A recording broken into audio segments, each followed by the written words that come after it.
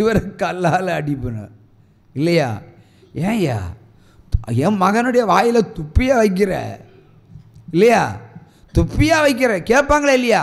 ஆகவே இந்த துப்புதலை மற்றவங்க பார்க்கக்கூடாது என்பதற்காக தனியாய் அழைத்து சென்று உமிழ்ந்து தன்னுடைய உமிழ்நீரை அவனுடைய நாவிலே வைத்து பெருமிச்சு விட்டு எப்படி பெருமிச்சு விடுவான்ல அதே மாதிரி பெருமிச்சு விட்டு எப்பத்தா அப்படின்னா திறக்கிறேன் நீ சொஸ்தமாகிறாய் என்பதான் மெய்ப்பொருள்.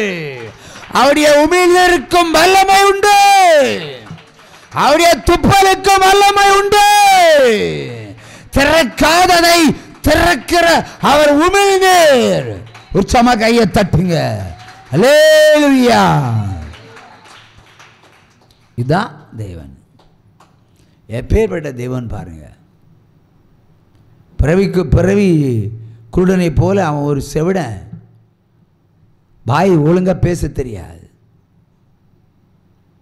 இப்போ ஜனங்கள் மத்தியில் காரி துப்புனா நீ ஒத்துடுவீங்களா? நீங்கள் அப்படியே ஒரு ஆள் வாங்க இங்கே இப்போ தைரியம் காரி துப்புறேன் ஒத்துடுவீங்களா நீங்கள்?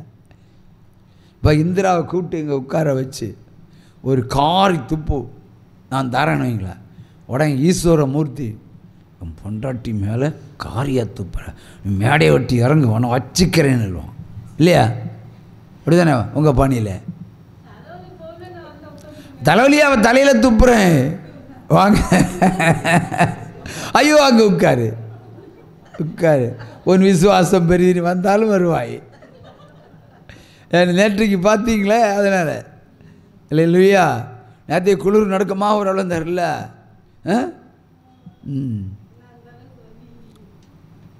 அப்போ பாருங்கள் என்ன சொல்ல வரேன்னா, அப்படி உமிழ்நீருக்கு இவ்வளவு அதிகாரம் இருக்கிறது. வியாதியை சொஸ்தமாக்கும் பவர் இருக்கிறது. இன்னொரு குருடனுக்கு கொடுத்தார் தெரியும்ல, தரையில் துப்பி அதை குலைத்து கண்களில் பூசி நீ சிலோகம் குளத்தில் போய் முகத்தை கழுவிட்டு போயா சொஸ்தமாக்கினார் இல்லையா? அப்போ பாருங்கள் நம்ம தேவன் எப்படிப்பட்ட தேவன் பாருங்கள். அந்த 12 வருஷமாக போராடி கொண்டிருந்த ஒரு ஸ்திரீ என்ன சொன்னா, தேவனுடைய வஸ்திரத்தின் நுனியை தொங்கலை நான் தொட்டாலே போதும், நான் சொஸ்தமாக தொடுவதற்கு பாக்கியம் கிடைச்சா போதும், அவருடைய தொங்கலை தொடுவதற்கு பாக்கியம் கிடைச்சா போதும், நான் சொஸ்தமாவேன். எவ்வளோ பெரிய விசுவாசம்! அவள் தொட்டா சொஸ்தமானாள். அவளோட நம்பிக்கை எப்படி இருக்கு? அவர் எவ்வளோ பெரிய கடவுள், பக்கத்தில் நிற்க முடியாது. ஆனாலும் பின்னாடி போய் வஸ்திரத்தினுடைய ஓரத்தினுடைய நுனி அந்த தொங்கல் முடிச்சினுடைய அந்த நூலை தொட்டாலே போதும், தொடர பாக்கியம் கிடைச்சாலே போதும், நான் சொஸ்தமாக. அதன்படியே அவருடைய 12 வருஷ இரத்தப்போக்கு நின்று விட்டதல்லவா? தனக்கத்துடைய மகிமை. ஹல்லேலூயா. அவர் நாம் பார்க்கணும், இதெல்லாம் பார்க்கணும். சரித்திர உண்மை, வேதத்தில் நடந்திருக்கிறது உண்மை. அதே போல் விசுவாசத்தை நாம் கொள்ள வேண்டும். விசுவாசத்தை நாம் வைத்திருந்தால் நமக்கு அந்த விடுதலை நமக்கு கிடைக்கும். அவர் யாரையும் கைவிடுகிற தேவன் அல்ல. ஆனால் எல்லாவற்றுக்கும் ஒரு நேரம் உண்டு. அந்த நேரத்தின்படி தான் செய்வார். அந்த நேரத்தின்படி தான் அந்த அற்புதத்தை செய்வார். வேதத்தின்படி வசனத்தின்படி தான் அவர் கிரியை செய்வார். 38 வருஷம் ஒரு முடவன் முடங்கி கிடக்கிறான். ஒரு வருஷம் இல்லை, 38 வருஷம். அங்கே அவரே போகிறார். போனோட என்ன கேட்டார்? உன் பேர் அட்ரஸாக கேட்டார். மகனே எழும்பி நடக்க விரும்புகிறாயா? ஒரே வார்த்தை. எவ்வளோ பெரிய தெய்வம்! எத்தனை பேர் வந்து கிடக்கிறாங்க அந்த குளத்தங்கரையில், ஓடி சாடி குளத்தில் குளிக்கிறதுக்கு, சுஸ்தமாகிறதுக்கு. ஆனால் அவர் ஒடுக்கப்பட்ட, வேண்டாத, நொறுக்கப்பட்ட, கைவிடப்பட்ட அந்த மகனைத்தானே தேடி வந்தார். சப்பானியை தேடி தானே வந்தார். ஐயா, நடக்க முடியாத ஒன்றை நடக்க வைப்பதற்கு நான் வந்திருக்கிறேன் என்று சொல்வது போல தேடி வந்தார் அல்லவா? இப்போ நம்மையும் தேடி வந்திருக்கிறார் அல்லவா? விடுதலை தராமல் அனுப்புவார், விடுதலை தந்துதான் அனுப்புவார். அல்லேலூயா, அல்லேலூயா. ஆகவே தேவனை நம்ம ருசி பார்க்க வேண்டும். நம்ம சமைச்ச சாப்பாடை எப்படி டேஸ்ட் பார்ப்போம் இல்லையா? டேஸ்ட்டு பார்த்தா புருஷனுக்கு பந்தியாமல். இப்போ நாமும் என்ன பண்ணணும்? சாப்பாடு ருசி பார்க்கிறோம், இயேசு கிறிஸ்துவை ருசி பார்த்துருக்கிறோம், அற்புதங்கள் அவர் செய்திருக்கிறார் இல்லையா? அந்த என்ன ஆயிலடாப்பா, அற்புதங்கள் அவர் செய்திருக்கிறார். அந்த செய்திருக்கிற நன்மைகளை நம்ம ருசி பார்த்து சிந்திச்சு பார்க்கணும். சிந்திச்சு பார்த்தா பெரிய விடுதலை கிடைக்கும். பிரதருங்க வாங்க பிரதர். ஆமாம், எத்தனை வருஷமாக அந்த இருக்கு பிரதர் இந்த சத்தம்? 13 வருஷமா.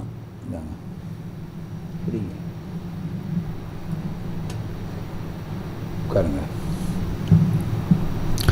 ருசி பார்க்க தான் தேவனுடைய அருமை நமக்கு புரியும். பாயாசத்தை என்ன விதத்தில் டேஸ்ட் இருக்குன்னு ரசித்து குடிக்கிறோம் இல்லையா? அதில் சர்க்கரை எவ்வளவு இனிமையாக இருக்கிறது.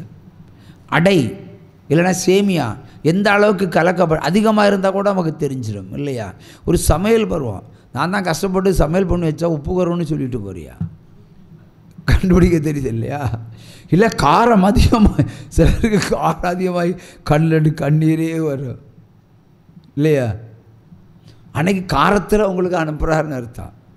சில வேளை டெஸ்ட்டாக இருக்குன்னு சொல்லி அது ருசி பார்க்க தெரியுது அல்லவா? இப்போ இயேசு நம்முடைய வாழ்க்கையில் கடந்து வந்திருக்கிறார். இந்நாள் வரையும் எவ்வளோ அற்புதங்களை செய்திருக்கிறார். அதை ருசி பார்க்கணும். ஒரு விடுதலைக்கு அவரை ருசி பார்க்கும்போது அவர் மேலே இன்னும் நமக்கு பாசம் பெருகும், இன்னும் அன்பு பெருகும், இன்னும் நம்பிக்கை பெருகும். பெருக அவர் கிட்ட நெருங்கி இன்னும் அதிகமாகி வருவார். எவ்வளோ தேடுகிறாயோ அவ்வளோக்கு அவர் நெருங்கி வருவார். அவர் கைவிடுகிற தேவன் அல்ல, எந்த சாத்தானை ஒரு நொடி பொழுது அழிக்கிற தேவன். ஒத்த நடி அப்பால் போ சாத்தானே, அவ்வளோதான், முடிஞ்சு போச்சு. தேவனை உப்பரிகையில் தூக்கி கொண்டு வைக்குது பிசாசு ஒரு மலை உச்சியில். உபவாசித்து முடிந்து வந்தால் எவ்வளோ பவரில் இருப்பார். ஆனால் தூக்கி கொண்டு வைக்குது, பிசாசே தூக்கி கொண்டு அவரை வச்சுது, அங்கே சோதிக்குது. ஆமாம், வேதத்தில் எழுதப்பட்டிருக்கலாம், உன் கால் எலும்புகள் ஒன்றும் முறிஞ்சு போகாதுன்னு. அப்போ நீ குதிச்சு பாரு, முறிதான்னு பார்க்கலாம். இல்லை, உன்னுடைய தூதர்கள் உன்னை காப்பார்கள் என்று வேதத்தில் எழுதியிருக்குல்ல, நீ குதிச்சு பாரு, உன்னை தூதர்கள் வந்து காக்கிறாங்களா, கீழே விழுந்து சாகரியான்னு பார்க்குறேன்னு கேட்டது. அவர் என்ன சொன்னார் ஆண்டவர் அந்த பேய்க்கு? அப்பாலே போ சாத்தானே. அவள் தூக்கிட்டு வர மாதிரி இடம் கொடுத்தாரு இல்லையா? பேயான்னு என்ன தூக்கிட்டு போகணும். அவள் பேய தூக்கிட்டு போய் இங்கே வைக்கிது. வச்சிருச்சு, ஒன்று இந்த ஆஸ்திகளெல்லாம் தருவேன், நீ குதிச்சுப்பார். மலை உச்சியிலேருந்து குதிச்சா கால் முறியத்தானே செய்யும். ஆனால் பேய்க்க வேலை என்ன? இவர் உண்மையான இயேசுவா இல்லையான்னு கண்டுகொள்ளணும். ஒருவேளை அவர் குதித்தால் கால் முறிந்து போகலைன்னா இவர் தான் தேவன் என்று பேய் நம்பிடும். இவர் தான் தேவனை நம்பிடும். இல்லை, இவர் குதிக்கும் பொழுது பரலோகத்தில் இருக்க தூதர்கள் இவர்களை காப்பார்கள் என்று வேதத்தில் எழுதப்பட்டிருக்கிறது. அப்படி காப்பாற்றினால் இவர் இயேசு என்று அறிந்து பேய் விட்டு விலகி போயிடும். பேய் விட்டு விலகி போயிடும். அதுக்கு தான் அந்த சோதனை. ஆனால் ரெண்டுக்கும், பேயனுடைய ரெண்டு திட்டத்துக்கும் ஆண்டவர் பதில் கொடுக்கல. அப்பால் போ சாத்தானே, உடனே அழிஞ்சு போனான். புரியுதில்லவா யார் தேவன் என்று? அல்லேலூயா. தேவனையே பிசாசு சோதிக்கிறான். சோதிப்பதற்கு இடம் கொடுத்தார். என்னை தூக்கி கொண்டு கொஞ்சம் தூரம் நடக்கிறது கஷ்டமாக இருக்குது, நீ தூக்கி கொண்டு அங்கே வைன்னு சொன்னார். அதான் பேர் தூக்கி விட்டு அங்கே கொண்டு வச்சது. வச்ச உடனே ஆகா நின்று கொடுத்தாரே, இனி இப்படி கேள்வி கேட்டுருவோன்னு கேட்டுட்டான். ஆகிய பேய்களுக்கெல்லாம் நீங்கள் பதில் சொல்லாதீங்க. பேய்கள் உங்கள் சரீரங்களை கிரியதா எரிஞ்சு போ சாத்தானே, ஏசு கிறிஸ்து நாமத்தில் உன்னை சபிக்கிறேன்னு சொல்லுங்க, அழிஞ்சிரும். எத்தனை பேய்கள் கண்டாலும் சரிதான், இதோ நிற்கிற உலாவுற எல்லா பேய்களையும் சபிக்கிறேன்னு சொல்லுங்க. அப்போ போப்பாரு, ஆகா எல்லா பேய்களையும் சொல்கிறான், சகல விதமான பேய்களையும் சொல்லுங்க. சகல விதமான பேய்கள், கண்ணுக்கு தெரிந்ததும் தெரியாதமான எல்லா பேய்களையும் ஏசு கிறிஸ்து நாமத்தில் சபிக்கிறேன்னு சொல்லி பாருங்க. ஒத்த பேய்கரியை செய்ய முடியாது. இல்லைன்னா கண்ணுக்கு தெரிஞ்ச 2 பேயை சொல்லுவீங்க. நீங்கள் சாயங்காலம் போனதும் வீட்டில் மறைஞ்சு நிற்கிற 10 எண்ணம் வெளிப்படும். 10 அந்த வேலையை தான் செய்யும். அவை ஜபிக்கிறல ஞானம் வேண்டும். ஜபிக்கும்போது எப்படி ஜெபம் பண்ண எல்லாரும் என்ன பண்ணுவீங்க? ஆண்டவர் என்னை பரிசுத்தம் பண்ணுங்கன்னு முதல்ல சொல்லுவோம். நியாயமான காரியம். பேய்களை எப்படி கடிந்து கொள்வீங்க? நான் ஜெபம் பண்ணும்போது என்ன சொல்லுவேன்? வான மண்டலத்தில் உள்ள பொல்லாத சேனைகளின் அதிபதியின் கிரியைகளையும் பாதாளத்தினுடைய வல்லமைகளையும் சபிக்கப்பட்ட ஆவிகளையும் சர்ப்பத்தினுடைய ஆவிகளையும் விக்கிரகத்தினுடைய ஆவிகளையும் தற்கொலை ஆவிகளையும் கொலை ஆவிகளையும் இயேசு கிறிஸ்து நாமத்தில் சபிக்கிறேன். அவ்வளோதான், முடிஞ்சு போச்சு. டோட்டலி முடிச்சு கட்டியாச்சு. 1000 பேய்களாக இருந்தாலும் ஒன்றும் பண்ண முடியாது. நான் ஒரு முறை தீர்க்க தரிசனம் உரைக்கிறேன். ஒரு முதல் நற்செய்தி கூட்டம். என் பின்னாடி ஒரு பெரிய பாஸ்டர் உட்கார்ந்துருக்கிறார். இரண்டாவது, உலகத்திலே இப்படி ஒரு ஊழியக்காரனை தெரிந்து கொள்ளப்படுவார்கள் என்று சென்னை ஐக்கிய பெந்திகோஸ்த் மாநாட்டிலே ஒரு தீர்க்க தரிசனம் வெளிப்பட்டிருக்கிறது. கடையால் தேசத்திலிருந்து நான் ஒருவனை உலகமெங்கும் அழைத்து செல்வேன் என்று சொல்லியிருக்கிறார். அந்த பெந்திகோஸ்த் மாநாட்டில் இந்த சகோதரன் கிளம்பியிருக்கிறார். அந்த மாநாடு நடக்கும்போது சென்னையில் ஆவடியில் பச்சை தண்ணி குடிக்க வழி இல்லாமல் அங்கே நாங்கள் அலைஞ்சு தெரிஞ்சிட்டு இருக்கிறோம். நான் ஊருக்கு வந்தேன். ஊருக்கு வந்த மறுநாளைக்கு இந்த பையன் இங்கே தேடி வந்திருக்கிறான். இப்படி கடையால் தேசத்தில் யாராவது புதுசாக ஊழியக்காரங்க இருக்கானான்னு கேட்டிருக்கிறான். எப்படி ஒரு பயல் இங்கே இல்லைன்னு சொல்லி விட்டுருக்காங்க. இவன் கலையல் தாண்டி போகும்போது ஒரு பைக்கு ஆக்சிடெண்ட் ஆகி காலை முறித்து அந்த வீட்டில் கொண்டு போட்டிருக்கு. அவனை வீட்டில் போட்டிருக்கு. செம்மாமலையை சேர்ந்தவன், என் மனைவி ஒன்று ஊரை சேர்ந்தவன். நான் ஊழியக்காரனாக மறுநாளைக்கு தான் இந்த ஊரில் கடையல் தேசத்தில் கால் வைக்கிறேன். அப்போ சாப்பாடு வழி இல்லை. அப்போ என்னுடைய மனைவியினுடைய தாயார் வெந்திக்கோஸ். இப்போ நான் வெந்திக்கோஸ் ஆனதில் ரொம்ப சந்தோஷம். நல்லா விருந்து சாப்பாடு கிடைக்கும். அப்பப்போ சாப்பாடு அது மட்டும்தான் கிடச்சி. அந்த சாப்பாடை போய் அங்கே சாப்பிட போவோம். அப்போ இப்படி ஒரு ஊழியக்காரன் ஆக்சிடெண்ட் ஆகி கிடக்கிறான். ஒன்று ஜெபம் பண்ணுங்க. முதல்ல ஜெபம் பண்ணக்கே அவனுக்கு தான் போனான். அப்போ நான் ஜெபம் பண்ண போகிறது அவனுக்கு தெரியாது. அவனை பார்க்க வந்தது மாதிரி அவன் நினச்சிக்கிட்டான். நான் ஊழியக்காரன் அவனுக்கு தெரியாது. இந்த அம்மா கூட்டிகிட்டு போச்சு. பார்த்தா சொன்னா, நீயா கடவுளை கடன்காரனுக்கு வீட்டில் கொண்டு விட்டுட்டாலே இந்த படுபாவி கிளவி. இன்னும் மனசில் திட்டுறேன். ஏன்னா 10-50 சேர் வாடகை இந்த இது இன்ஸ்டால்மெண்ட்டில் எடுத்திருந்தேன். திரும்ப கட்டல. அவன் என்ன வலைவீசி தேடி கொண்டு இருக்கிறா. அவன் வீட்டிலேயே ஊழியத்தின் பேரில் கொண்டு விட்டா. வேறு அப்படியெல்லாம் வரும்போது ஒரு ட்ராப் எண்ணெயை உள்ளே கொடுங்க. உள்ளே இருக்கிற பாம்பெல்லாம் குடிச்சிட்டு. அப்போ நான் மனசில் கலங்குறேன். இந்த அம்மா என்ன சொல்லுது? ஜெபம் பண்ணுங்க. நான் இந்த கடன்காரனுக்கு எப்படி ஜெபம் பண்ணுறேன்னு கலங்கி கொண்டிருக்கிறேன். இந்த அம்மா என்ன செய்து முக்காடை போட்டு அல்லேலூயா சொல்ல ஆரம்பித்தாச்சு. எனக்கு ஒன்றும் பண்ணல. அவன் என்னையே பார்க்குறான். அப்போ காயத்தில் கையை வச்சாச்சு. நீ சொஸ்தமாகறான்னு சொன்னேன். அந்நேரமே அவன் சொஸ்தமானா. ஒரே வார்த்தை. உடனே எழும்பி உட்கார்ந்தாச்சு. அவன் பெரிய கட்டெல்லாம் போட்டிருந்து. அப்புறம் தான் சொல்கிறான், நான் சென்னைக்கு மாநாடு போயினேன், உலக பெந்திகோஸ்த் மாநாடு. அங்கேயும் ஒரு பெரிய ஒரு ஊழியக்காரன் தீர்க்க தரிசனம் படிக்கிறான். அவன் உலகத்திலே மிகப்பெரிய ஒரு ஊழியக்காரனை தமிழ்நாட்டில் கன்னியாகுமரி மாவட்டத்தில் கடையல்னு ஊரில் இருந்து தெரிந்து கொள்கிறேன். அப்போ கடையல்னு சொன்னதும் என் கடன்காரன் நீதானேன்னு உனக்கு ஞாபகம் வந்தது. ஆனாலும் கடையால் முட்டில் வந்து தேடி பார்த்தேன், ஒரு ஊழியக்காரனையும் காணலை. நான் திரும்ப வர வழியில் ஆக்சிடெண்ட் ஆச்சு. அப்படி தான் படுத்திருந்தேன். அப்போ நீ தான் ஐயா அந்த ஊழியக்காரன்னு சொன்னான். ஒரு சம கையை தட்டுங்க. அல்லேலூயா. தேவாதி தேவன், ராஜாதி ராஜன், அற்புதங்களையும் அதிசயங்களையும் செய்கிற தேவன். காலப்போக்கில் என்னுடைய மனைவியுடைய தாயார் வியாதிப்பட்டு மரணப்பட்டுக்கையில் கிடக்கிறாள். வருஷம் எத்தனை ஆச்சு?